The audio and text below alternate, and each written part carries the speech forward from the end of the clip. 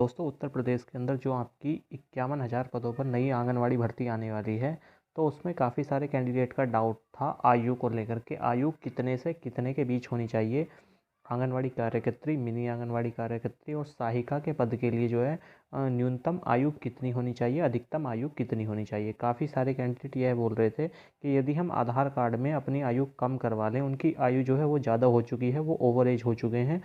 यदि आधार कार्ड में अपनी आयु कम करवा लें तो क्या हम इस भर्ती के अंदर फॉर्म अप्लाई कर सकते हैं या नहीं कर सकते हैं। आधार कार्ड के अंदर आयु कम या ज़्यादा हो सकती है, ठीक है। तो उससे संबंधित भी चर्चा हम सारी इस वीडियो के माध्यम से करेंगे। तो आयु से रिलेटेड जो डाउट है आपका, जो नई आंगनवाड़ी भर्ती आने वाली है, तो इस वीडियो को देखने के बाद में आपका जो आयु से रिलेटेड डाउट है वो निकल जाएगा। यदि फिर भी डाउट हो तो कमेंट बॉक्स में ज़रूर बताएं। तो जो आपका शासन आदेश जारी हुआ था 21 मार्च को, जो अनामिका सिंह बाल विकास एवं पुष्टाहार विभाग में सचिव हैं, उन्होंने शासन आदेश जारी करा था।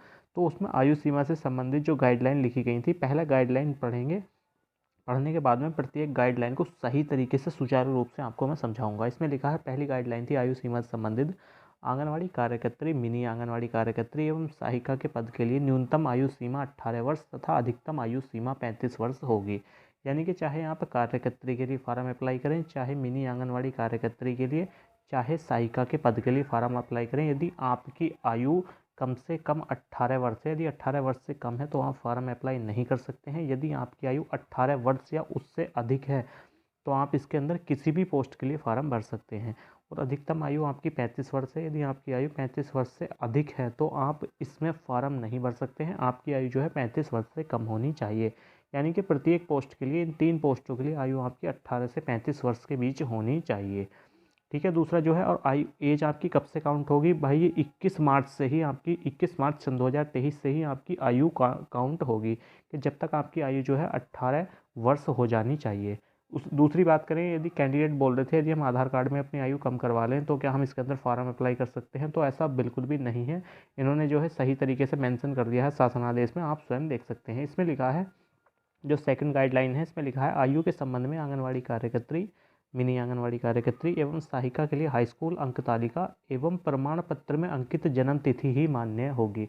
यानी कि जो आपकी एज काउंट होगी वो जो आपकी हाई स्कूल का प्रमाण पत्र है, हाई स्कूल के प्रमाण पत्र में जो आपकी आयु लिखी है उसके अनुसार आपकी एज काउंट होगी। आपके जो कोई अदर डॉक्यूमेंट से, जैसे आधार कार्ड हुआ, पैन कार्ड हुआ, उसमें जो यदि आपकी डेट ऑफ बर्थ लिखी है उसके अनुसार आपकी डेट काउंट नहीं होगी, क्योंकि आधार कार्ड में आयु कम या ज़्यादा करा सकते हैं, ठीक है। लेकिन जो आपकी हाई स्कूल की, इंटर की मार्कशीट है, ठीक है, हाई स्कूल की मार्कशीट में जो है एज कम या ज़्यादा नहीं होती। जो उसमें एक बार जो उसमें एक बार एज आपकी लिखी गई है वही एज आपकी रहेगी, ठीक है। सिर्फ उसमें जो है नाम चेंज हो सकता है आपका या आपके पिता का हाई स्कूल की मार्कशीट में, ठीक है, लेकिन आयु चेंज नहीं होगी। तो इस वजह से जो कैंडिडेट थे कि आधार कार्ड में यदि हम अपनी आयु कम करा लें तो क्या हम फॉर्म अप्लाई कर सकते हैं, क्या इसके अंदर हमारा सिलेक्शन हो सकता है, तो ऐसा बिल्कुल भी नहीं होने का है, ठीक है। आपके हाई स्कूल के अकॉर्डिंग जो है आपकी आयु देखी जाएगी।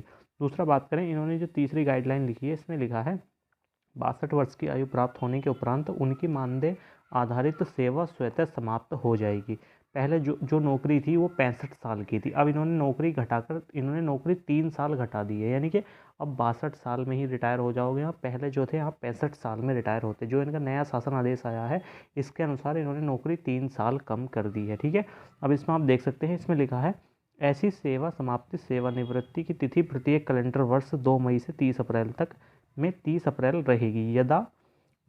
यदि किसी कार्यकर्त्री सहायिका की आयु माह मई 2024 में 62 वर्ष पूर्ण हो रही है तो उसकी सेवा समाप्ति सेवानिवृत्ति दिनांक 30 अप्रैल 2005 को हो जाएगी। इसी प्रकार यदि किसी कार्यकर्त्री सहायिका की आयु माह अप्रैल 2024 में 62 वर्ष पूर्ण हो रही है तो उसकी सेवा समाप्ति सेवानिवृत्ति दिनांक 30 अप्रैल सन 2024 को हो जाएगी। यानी कि 30 अप्रैल को यदि आपकी आयु 62 वर्ष होती है, यदि जो इस वैकेंसी में लगेंगे वो 62 वर्ष में रिटायर होंगे, ठीक है। 30 अप्रैल तक आपकी आयु 62 वर्ष होती है तो आपको रिटायर कर दिया जाएगा। और जो पहले कैंडिडेट लगे हुए हैं, ठीक है, वो 65 साल में ही रिटायर होंगे। जो अभी तक जॉब में हैं वो 65 साल में ही रिटायर होंगे। लेकिन इस शासन आदेश के अनुसार जो भी महिला कैंडिडेट इन पोस्टों पर लगेगी तो उन्हें जो है यानी कि 62 साल में ही रिटायर कर दिया जाएगा।